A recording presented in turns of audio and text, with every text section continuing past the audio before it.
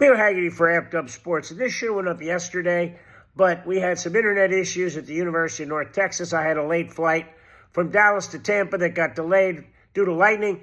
And when I got in, as you can tell, I'm a little bit hoarse now. I was a lot worse yesterday. So wanted to wait until I at least got to a point where you could understand a little bit of what I'm saying, because I'm screaming from the cheap seats.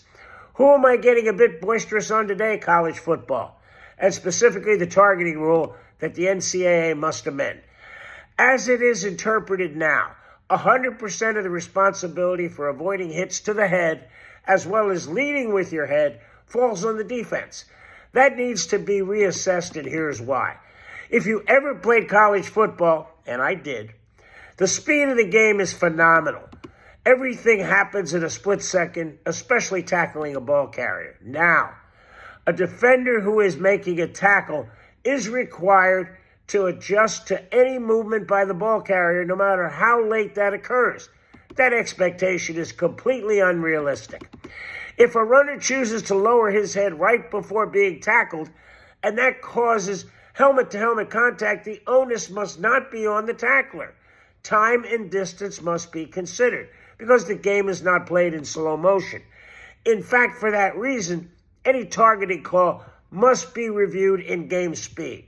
That way you can clarify if the defensive player had the time and space to adjust his tackling angle. This is not a video game. It's played fast and should be adjudicated in that time frame as well. I realize that there are some inherent dangers in playing football, and the NCAA needs to be applauded in attempting to make the game safer for the participants. But because these penalties result in the ejection of a player, they must be dealt with fairly. How's this for a suggestion? If the late movement of the offensive player calls the targeting contact, how about ejecting them? The first time a hotshot Heisman Trophy candidate gets thrown from the game for causing targeting, every defensive player and coach will whisper, "Finally."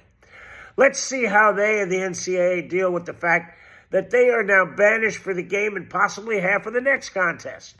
I'm guessing the NCAA Rules Committee will have an emergency meeting ASAP to revamp the targeting rule if that happens. Can't have the star offensive player sitting on the pine, right, buddy? Leo Haggerty, Amped Up Sports. Hopefully I'll be better by later today, putting up Sunday's post. Book it, Dano.